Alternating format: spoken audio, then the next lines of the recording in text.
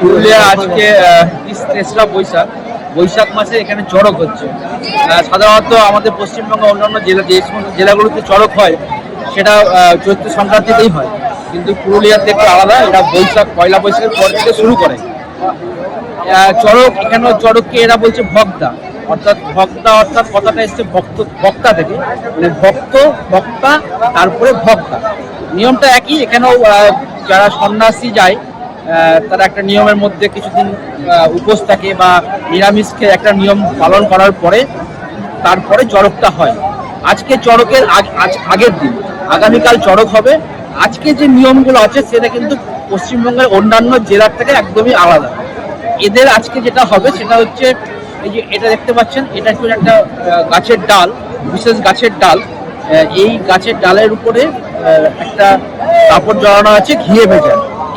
এতে মশাল জ্বালাবে। গ্রামের সমস্ত যারা সন্ন্যাসী হয়েছে বা ভক্ত বা ভক্তা হয়েছে তারা এই মশাল জ্বালিয়ে শিব মন্দিরটাকে ঘুরে আরো কিছু নিয়ম কানুন আছে। সবচেয়ে বিশেষ আকর্ষণ যেটা হচ্ছে যে এটার পরে যেটা হবে সেটা হচ্ছে ছৌ নাচ। আমি পুরুলিয়াতে অনেকদিন এসেছি কিন্তু ছৌ নাচ দেখিনি। যদি পুরুলিয়াতে ঘুরতে আসেন তাহলে আপনাকে যদি ছৌ নাচ দেখতে হয় তাহলে আপনার হোমস্টে বা হোটেলকে বলতে হবে, তারা হয়তো একটা 6,000 বা 10,000 টাকা নিবে, আপনার জন্য অ্যারেঞ্জ করে দেবে।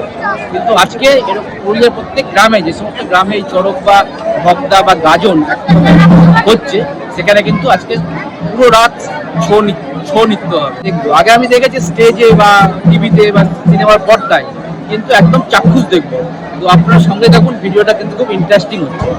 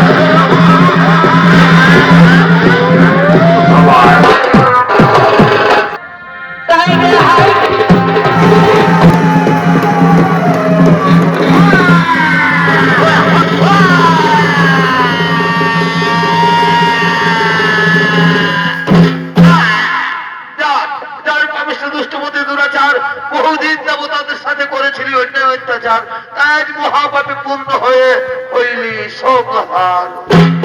নমস্কার মহামান্য চরিত্রবর্ণী দর্শক মন্ডলী, মা নকুলার মাহাত্ম্য হইতে অসুর সম্রাট নাগাসুর বোধ পালাটি এখানে সমাপ্ত করলাম।